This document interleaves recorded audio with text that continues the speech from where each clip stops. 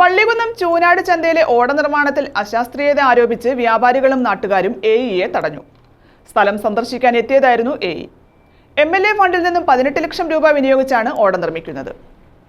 ഈ വർക്ക് തുടങ്ങുന്നതിന് മുൻപ് തന്നെ ഇതുമായി ബന്ധപ്പെട്ടുള്ള ഉദ്യോഗസ്ഥരുമായി നമ്മൾ ഇവിടെ വന്ന് ചർച്ച നടത്തുകയും ഇവിടെ വെള്ളക്കെട്ട് പരിഹരിക്കുന്നതിന് അശാസ്ത്രീയമായ രീതിയിൽ ഓട നിർമ്മാണം ഉണ്ടാകരുതെന്ന് നമ്മൾ നേരത്തെ കൂട്ടി പറയുകയും ചെയ്യുന്നതാണ്. കാരണം ചൂനാട് തെക്കേ മുക്കിലൊക്കെ മുൻപ് ചെയ്തു വെച്ചിട്ട് ഓടയുടെ പ്രശ്നങ്ങൾ നിലനിൽക്കുന്നത് കൊണ്ട് തന്നെ അതിന് ശാശ്വത പരിഹാരം ഉണ്ടാകണം എന്നതിൻ്റെ അടിസ്ഥാനത്തിൽ ആ രീതിയിൽ ചെയ്യരുതെന്ന് നമ്മൾ പറയുകയും അങ്ങനെ ചെയ്യില്ല എന്ന് നമുക്ക് വാക്ക് തരികയും ചെയ്തിട്ടുള്ളതാണ്.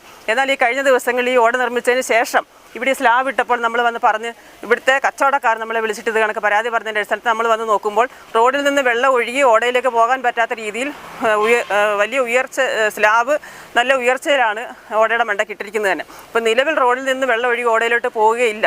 മാത്രമല്ല ചൂനാട് മാർക്കറ്റിനെ സംബന്ധിച്ചിടത്തോളം പറയുക എന്ന് വെച്ചാൽ നമ്മുടെ വള്ളികുന്നം പഞ്ചായത്തല്ല, നമ്മുടെ ഭരണിക്കാവ് പഞ്ചായത്ത് മറ്റ് പഞ്ചായത്തുകളിലെല്ലാം ഉള്ള ആൾക്കാർ ചൂനാട് മാർക്കറ്റിൽ വരികയും ഇവിടെ കച്ചവടം ചെയ്യുകയൊക്കെ ചെയ്യുന്നതാണ്. അപ്പോൾ ഒരുപാട് ആൾക്കാർ വൈകിട്ട് മാർക്കറ്റിൽ വരുന്ന സമയത്തൊക്കെ ചൂനാട് മാർക്കറ്റിലേക്ക് ആൾക്കാർക്ക് കയറിപ്പോകാൻ കഴിയാത്തൊരു സാഹചര്യത്തിലാണ് ഈ ഓട നിർമ്മിച്ചു വെച്ചിരിക്കുന്നത്. വള്ളികുന്നം ചൂനാട് ചന്തയിലെ ഓട നിർമ്മാണത്തിൽ അശാസ്ത്രീയത ആരോപിച്ചാണ് സ്ഥലം സന്ദർശിക്കാനെത്തിയ അസിസ്റ്റന്റ് എഞ്ചിനീയറെ തടഞ്ഞത്.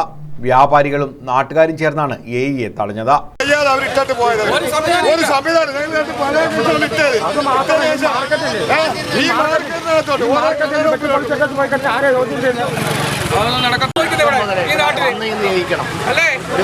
രാവിലെ വിളിച്ചപ്പോൾ താണ്ടേക്കുന്നത് തലവാമുക്കായി പോലീസുകാർ ഉൾപ്പെടെ പിന്നെ പോലീസുകാർക്ക് പെറ്റി കേസ് അടിച്ചു കൊടുക്കാൻ വേണ്ടി ഒരു മാർഗം ഉണ്ടാക്കി കൊടുത്തു. ഇത്രയാണ് നേരത്തെ ചെയ്തത്. ഇത്രയും കാര്യങ്ങൾ ചെയ്ത് കൊടുത്തു.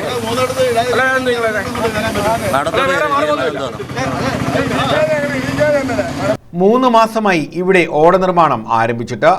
എം.എസ്. അരുൺകുമാർ എം.എൽ.എയുടെ ഫണ്ടിൽ നിന്ന് 18 ലക്ഷം രൂപ വിനിയോഗിച്ച് പൊതുമരാമത്ത് വകുപ്പാണ് ഓട നിർമ്മിക്കുന്നത്. ചൂനാട്ട് ചന്തയുടെ മെയിൻ റോഡിൻ്റെ 2 വശത്തായിട്ട് 2 ഓട പണിയുന്നുണ്ട്. ഏതാണ്ട് 1.5 അടി വീതിയിലും 2 ഓടകൾ വരുമ്പോൾ 3 അടി അവിടെ വെള്ളത്തിൻ്റെ ഒഴുക്കുണ്ടാകുന്നുണ്ട്. ഈ ഭാഗത്ത് ഭരണിക്കാവ് ഭാഗത്തു നിന്ന് 3 താഴ്വഴിയുടെ ഓടയും അല്ലാതെയുമായിട്ട് ഇങ്ങോട്ട് വരുന്നുണ്ട്. അത് 1 അടി വെച്ച് കൂട്ടിയാലും 3 അടി 3 ഓട.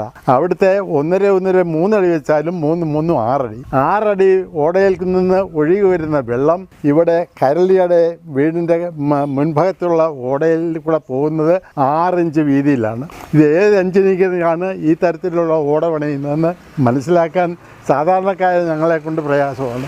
അതുകൊണ്ട് വേണ്ടപ്പെട്ടവർ വന്ന് ഒരു ഡ്രെയിനേജ് എഞ്ചിനീയർ വന്ന് ഇത് നോക്കിക്കണ്ട് ഈ ഓട വലുതാക്കി ഒഴുക്ക് സുഗമമാക്കണമെന്നാണ് ഈ നാട്ടുകാരായ ഞങ്ങൾക്ക് പറയാനുള്ളത്.